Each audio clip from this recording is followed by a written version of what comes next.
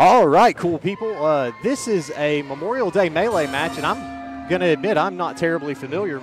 It Factor, what is a Memorial Day Melee? It is a melee that happens on Memorial Day weekend, ironically enough, but this is where we will have 11 different professional wrestlers all competing for the coveted honor of being the new #1 contender for the Rome Heritage title to face the champion on June the 8th at the next NAWA Classic show. And what's going to happen is these two guys are going to fight until either the 10-minute time limit happens and they both are eliminated, or one of them wins the match, and then they'll stay in the ring and a new competitor will come out, a new 10-minute clock will go up, and we will see if we have a winner of that one, and it'll continue on until we have our 11th final competitor. These guys were all drawn at random in the locker room, and so should be an exciting what ultimately is going to be 11 matches all happening in succession. So sort of a 2 men enter, 1 man leave situation. Only in this situation, the leaving is the losing instead of. Correct. Okay. Not blood sport. No. Yeah. Kumite. Yeah. If anyone finds themselves with their knuckles dipped in glass or anything, they're definitely they've horribly missed the mark. So not a death match then. Yeah. If anybody dies in here, it's because there's a gas leak in this building or something. Yeah. Well, you spoke on your feelings about Dillard's Music Park. Not a fan at all. Not a fan. Is that why you inspect the floors so often? Among other reasons, sure. Oh, okay. For legal purposes, we'll go with that. Rabbit punches to the kidneys. Now, if this were boxing, it'd be illegal, but I don't know if Marty classifies that as an issue.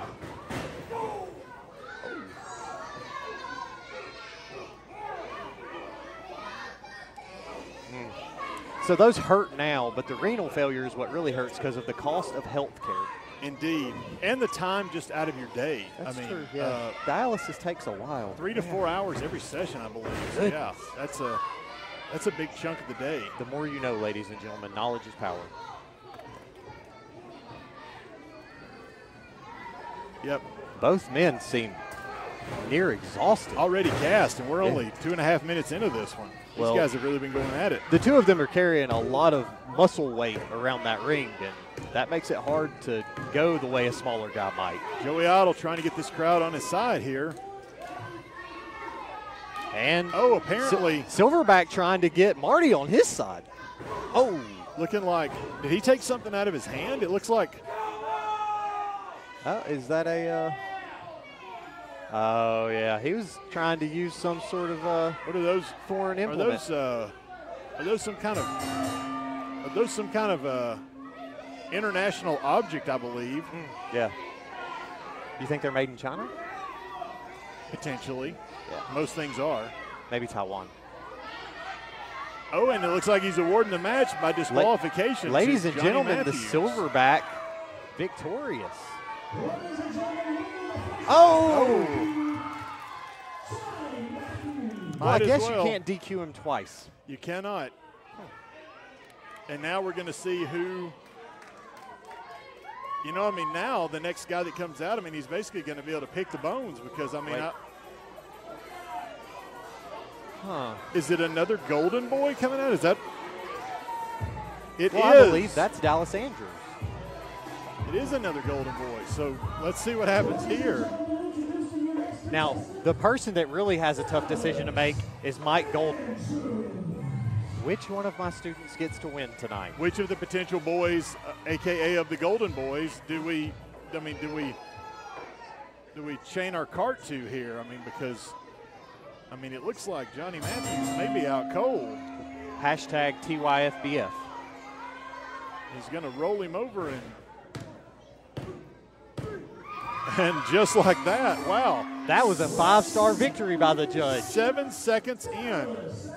Is that an NAWA record? I believe it is. I don't think we ever had a finish that fast. Dallas Andrews, NAWA Classic match-length record holder. I don't even know if Johnny Matthews knows what's happened to him. He's either delirious, he may have a fever. Well, he was just surprised that 3 of the Dallas Andrews all picked him up at the same time. I guess so. He should have reached for the one in the middle. What do you do if there's an even number? That, I don't know that anyone knows the answer to that one. I think it's puzzled science for years. And so now we're going to see, all right, Dallas Andrews has got now what is going to be his second match, and he's pretty fresh here. That is another Wolf of War. You think that he got handed off the knuckles in the back? Ooh. Now, Time will tell. Dallas Andrews has seen DJ Black a couple of times in recent history. He's reminding us of the star rating system, and he indeed is a 5-star, and DJ Black is only a 1-star. So do bear in mind that the Golden School of Wrestling does not teach mathematics, and their counting abilities might not be as good as one would hope. So 5 stars to the judge, we don't really know what that means. I mean, numbers. Yeah. Who needs them,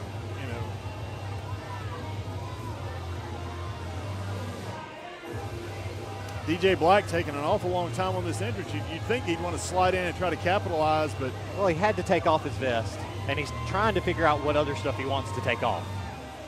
No, none of it. Just the vest.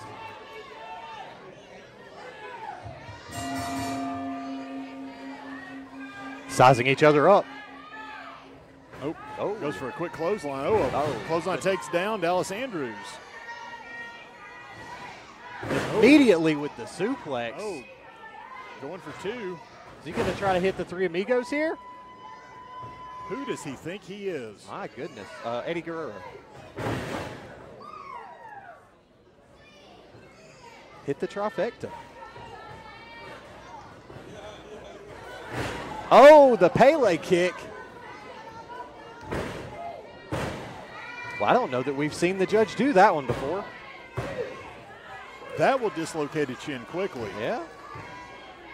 Dallas Andrews really looking like he is on it tonight. Bit of a eat defeat variant there.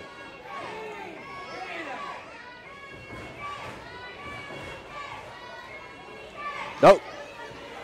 Oh. Here we go. Missed the knee. High knee lift. Oh, shoulder to the gut. Could it be a sunset flip in? Oh, and he gets him. He got him.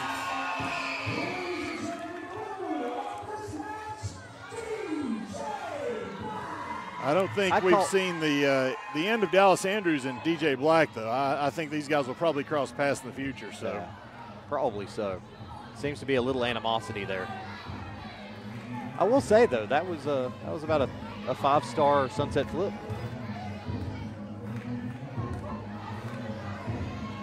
Jason Briars.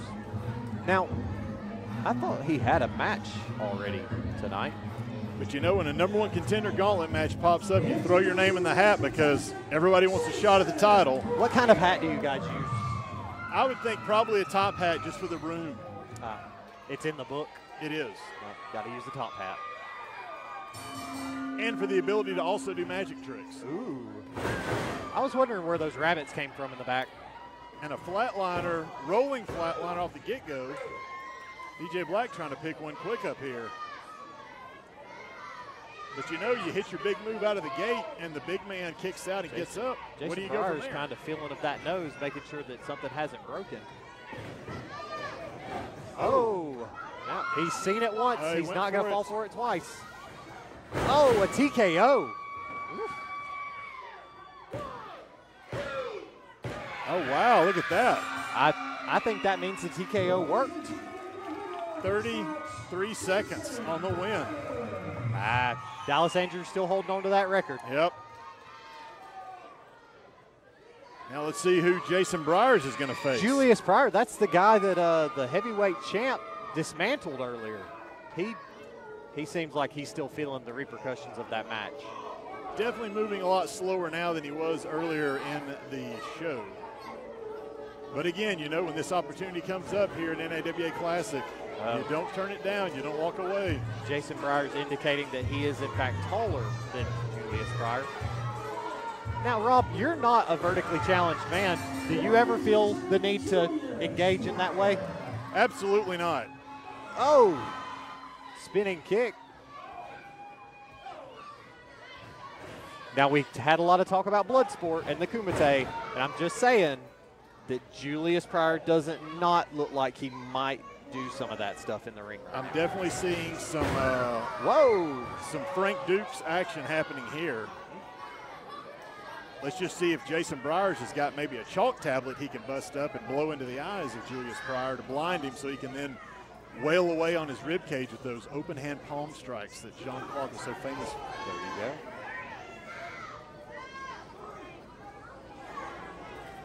And ladies and gentlemen, what you saw Julius Pryor do just a moment ago was a full front lip into headbutt to the ring.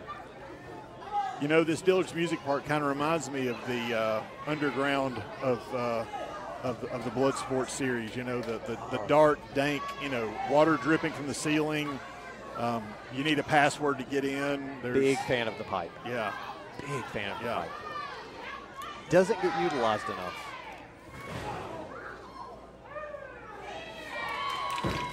Oh, count out. Oh, we got a count out. Looks like there's a count out win there for Julius Pryor. Is there a bell for that? Or I don't know if they're going to ring that in the back or not, but I wonder if they've ever thought about doing chicken fighting from the flag up there. You know, one person, two people hang on, you try to kick each other off. Yep. You know, it is summertime, so definitely could be inspired by, you know, pool activities. Absolutely. I might pitch that one. You know, Julius Pryor with all kinds of energy, jumping, flipping, spinning around in the ring. He's really looks like he's ready for James Hardy. Here's one guy I'm going to assure you isn't going to jump up and flip around and do anything, because I believe in James Hardy. Well, you know, he had that really nice trip coming through the ropes a few shows back. He did. That was impressive. It was a classic moment. He seems like he's already been beat up. A lot of coordination. He must have slept wrong. Yeah, I saw him in the back. He was taking a nap. So the chairs in the back are not comfortable. Not at all. There's no padding on them. So. Oh.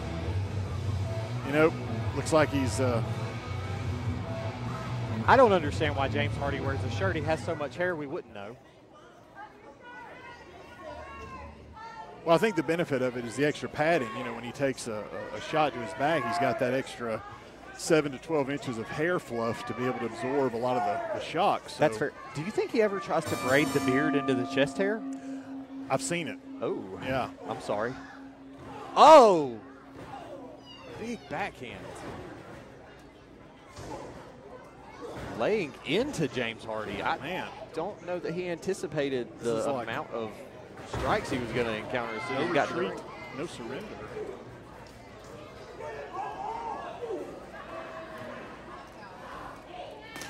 Oh, using a strike of his own, the big overhand chop. You know, that will definitely slow you down and just take the air right out of you.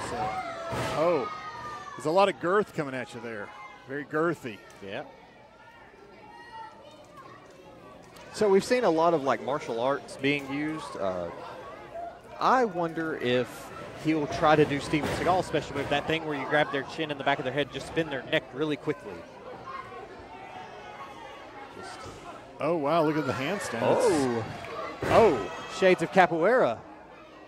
Kicks his arm out from under him, and then he face plants. That's a good. That is actually the best defense for capoeira. Take their hands out from under them. Referee checking on him, making sure that he's not terribly injured. What is Hardy doing in the corner? You know, I knew a kid in college who had capoeira, but he put an ice pack on it, and it went away after a couple of days. So. Okay. Oh, well, big elbow. I think he may have put something inside of his sleeve. You know, there. He's messing with that elbow pad a whole lot, but apparently Gavin Fort Worth is not going to catch it, though, because favoring the arm, of course. Yes, of course. Playing a little possum there. Heads are hard. And forearms also hard. I don't understand. Yeah, you're probably right. He's probably faking. With something loaded up in there, though. Looks like Julius is having to be escorted away from the ring. I guess so. I'm not sure he knows where he's at this point. Oh, Zach Raleigh, big fan favorite coming down to the ring. Local guy here coming out.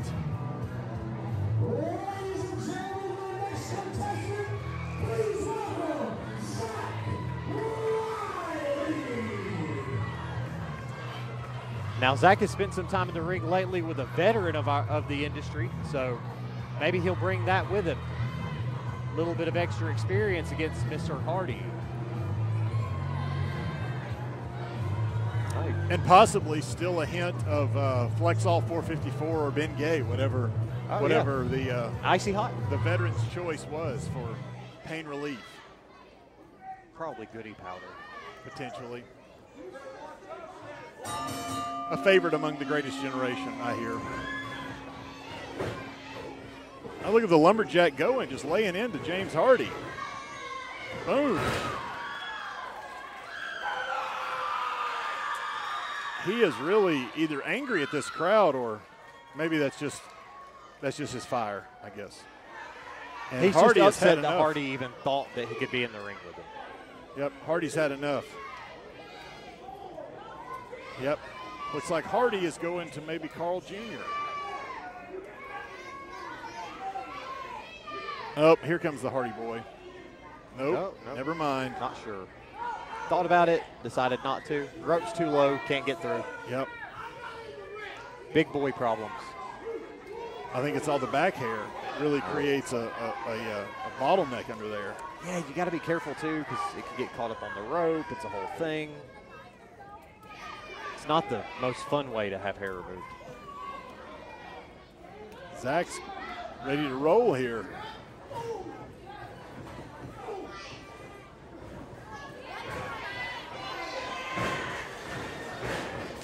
Big clothesline.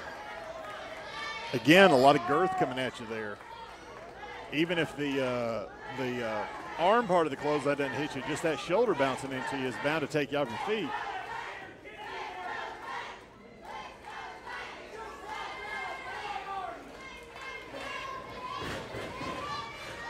Look at these guys doing lucha passes. Oh, inverted atomic drop. Big boot. Nice. Oh, and he misses. Hardy misses the senton a lot. I don't know why he still tries. Well, it seems like the Hardy boy name. Ooh, that is a massive elbow drop. Look at that. You were talking about all the girth that was being thrown around that ring. Hardy got every bit of it just then. Working it to his advantage. The new kid thinking like a veteran. Hardy walking and verifying if his ribs are still intact. Well, Zach is waiting to see who will be coming down to the ring next to face off with him.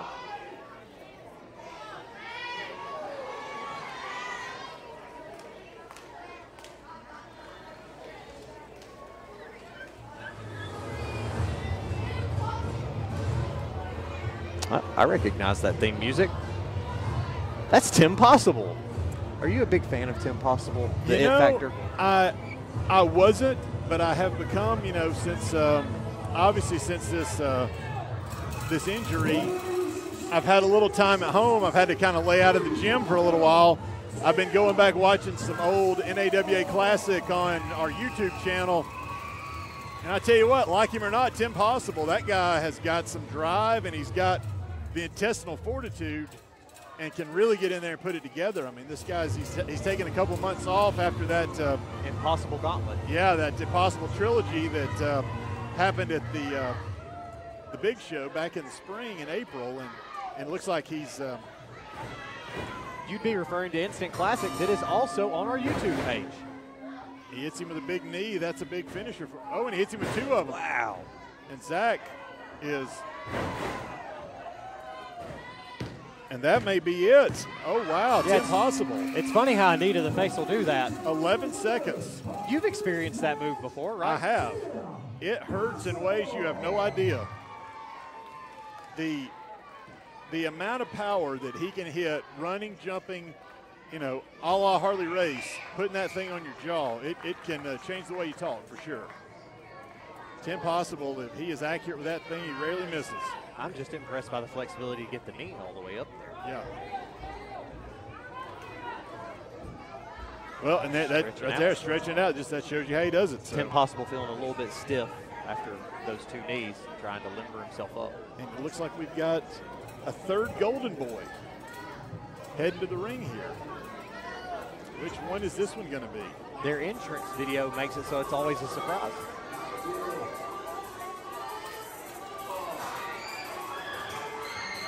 That appears to be, that's the Dean himself, Cody McKale.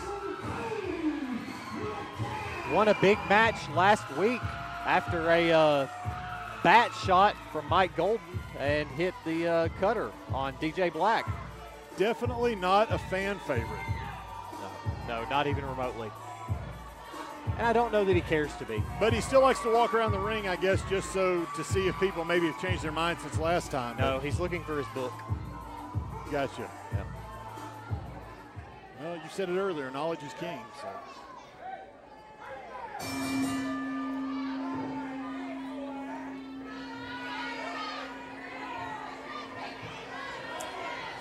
Oh, the dreads are pulled back for this one. He's taking it pretty serious. Oh! I had to say, it seems like those would get in the way. Yep, bit of an eye punch, or eye poke. He should find a good barber who can take care of those for him. Yeah, you know. It's actually locticians that perform those services. Locticians. Most barbers don't perform dread services. It takes too long. I got you.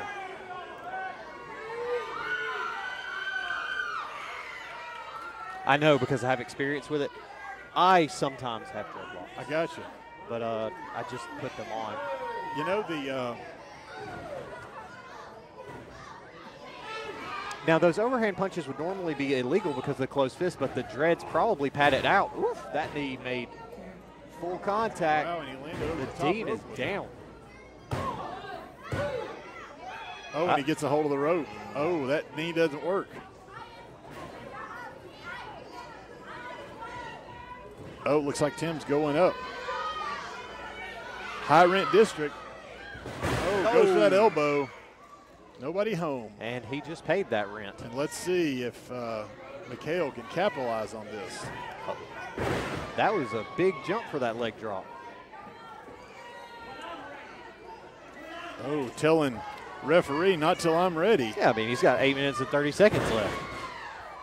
Now he's just looking to inflict some punishment on Mr. Possible here. And he's pretty proud of himself, he seems like. He enjoys doing leg drops. Yep, no lack of confidence here. He's good at it. Oh, until he's not. And that is your coccyx, ladies and gentlemen. He just found out what that thing does. It hurts. Oh, and a Blue Thunder bomb. Nice. And puts him down with it. The Blue Thunder bomb. The problem there is not only does it hurt to get slammed, but you're real dizzy afterwards. Very true. Anytime you go up in the air and you get twisted around and then you land flat on your back and all the air comes out of your body, there's trouble brewing. You know, that usually doesn't end well. Michael heading towards the back. And now we've got a member of Southern Express. A member of, the Southern Express. Let's see which one it is. Oh, rest in peace, Tim Possible. Oh.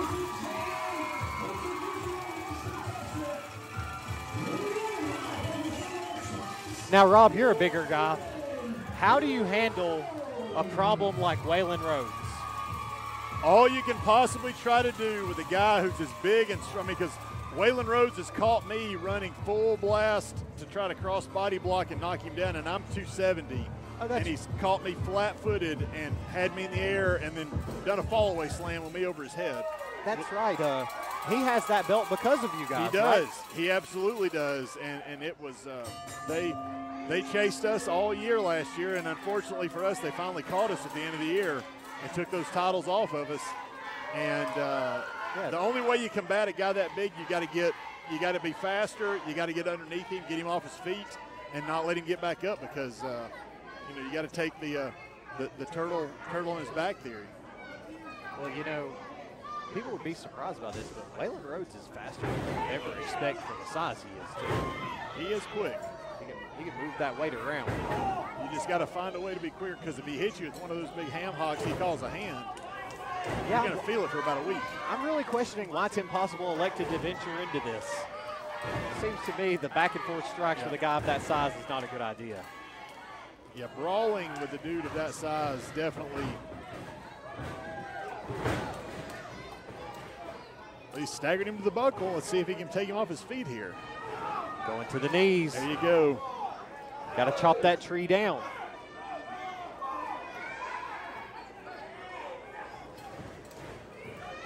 Oh, super kick to the knee. That's going to Charlie horse that thing He up. kind of got him right on the femoral artery there. A dead leg, if you will. Oh, goodness. You know, you stop that blood flow just a little bit, and that thing becomes an anchor to try to carry it around. So I think that's what Possible is going for there. But looks like Waylon Rhodes is trying to walk it off. Oh, Waylon tested out the functionality of that foot by stretching Tim Possible's face with it. You know, those cowboy boots, the bottom of them, they're a little stiffer than the regular wrestling boots. So back to swing the axe at the base of the tree. You know, this gauntlet match has been great. We've really seen a lot of matchups here that we normally wouldn't get to see because these guys normally both fan favorites, typically aren't paired against each other. So this has been quite an intriguing. That's the whiskey lullaby. Yes, the beehole slam. Oh, and Tim Possible. I guess it wasn't possible tonight.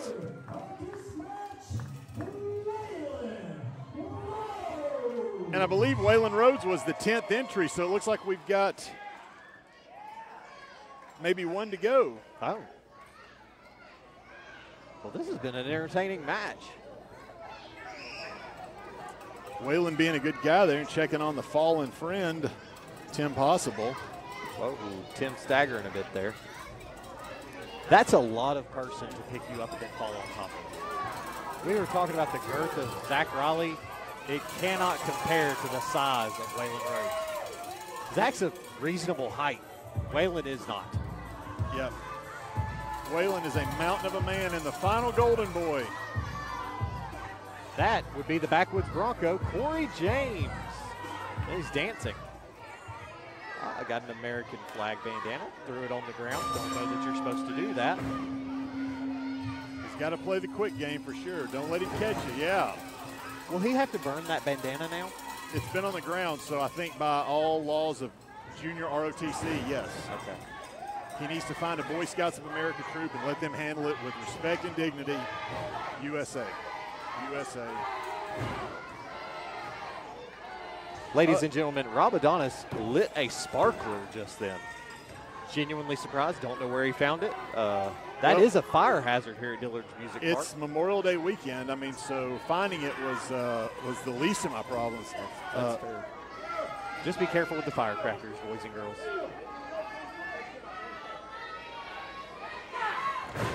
Trying to finish what Tim Possible started, wrenching those legs. I also found this Roman candle. Can you hold this Zippo lighter for me just for a second? Absolutely not. I will not be a party to interference in this match, Rob. I don't think you need to waive security over here, Joey Jones. I mean, I can take a hint. And guys, give that back.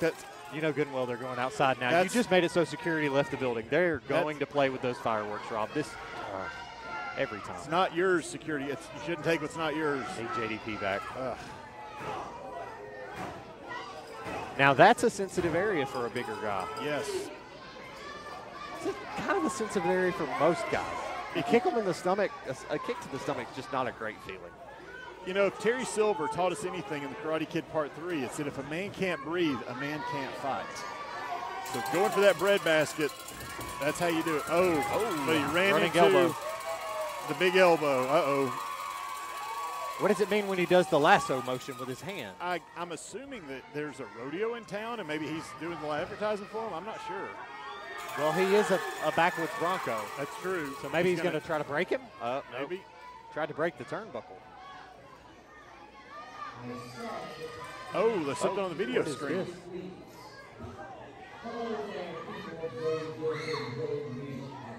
Is that's Simon Sermon of the Exotic Ones tag team.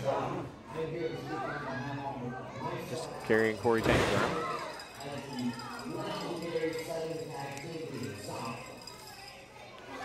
Simon Sermon and Tommy Too Much, of course, the exotic ones. I'm not familiar. What would I need to know about them? They're a really well-traveled tag team. I've worked with them and faced them numerous times. Oh, Golden Simon Boy is taking a that knee. formidable opponent, very unorthodox. He and Tommy, very unorthodox in their approach, very hard to figure out what you need to do to beat them. And it looks like. What's the Golden Boy doing here? Oh, he's coming off the top to the floor. Oh, my God. Well, Cory James does not seem even remotely interested in the video on the screen. But you know, it was enough to distract Waylon Rhodes, and so now he's paying the price for it.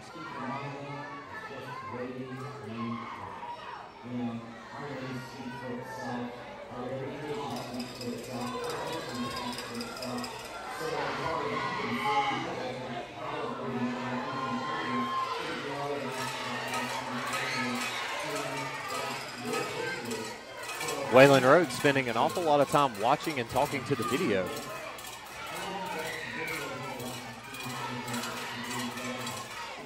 Kind of just using Cory James as a reset button for the count. Sounds like, it looks like Simon Sermon is challenging the Southern Express. I think. For a title match. That's the end. That was the match. Looks like he had a handful of cash in his hand that he's offering up for that title shot. Yeah. Cory James now. And now we've got a winner of the match from countout. A countout victory here.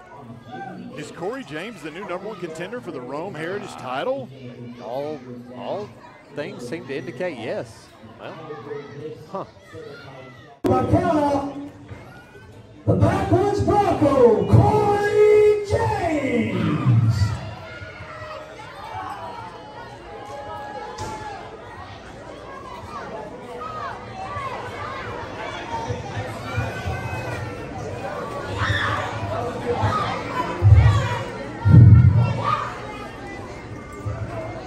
What do you think about it, Dillard? I don't like it. I don't like it. So from what I can gather, hey, Content King, come up in here. I got a scoop for you. Come on in here.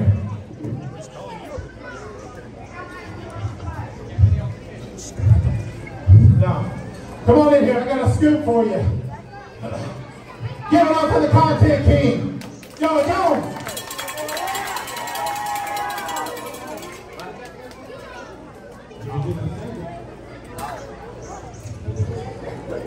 So I know you had your little segment out here earlier. So from what I could gather, that was Simon Sermon from the exotic ones on the screen right there. I would say that's accurate, yeah. So from what I could hear, he wants to challenge me and Josh, the Southern Express, for our tag team titles. Is that right? That's correct. That's what we saw. So let me throw it out to the fans right quick. Do y'all want to see Southern Express take on the exotic ones? Do you think the exotic ones stuck their nose in the wrong business? Okay. So I saw him flashing a check or some money or something. He said he was going to put up $5,000. 5 G's. Saying that they could walk out of here with our tag team titles. Do y'all believe that? Do you support the Southern Express? So, I'll tell you what, Mr. Simon Sermon, Exotic Ones, when you see this video, you're going to know when you step in to this ring with the Southern Express that you're stepping in here with the best of the NAWA Classic. And all of these fans right here, since they want to support us, you put that $5,000 on the line, I see all these front row chairs right here out in this building. All of these front row chairs right here. When me and Josh put the whooping on you and get the 1, 2, 3. We're going to take that $5,000, and whoever's sitting on the front row is going to get a little piece of it. What do you think about that? So, that being said, Simon, Tommy Too Much, Exotic Ones, bring it on in $100 bills, because when we put the whooping on your daddy, it's going all on to the crowd. The Content King says, Josh ain't here, I'm going to ask you to do it with me. Dillard's Music Park, we got 2 words for you.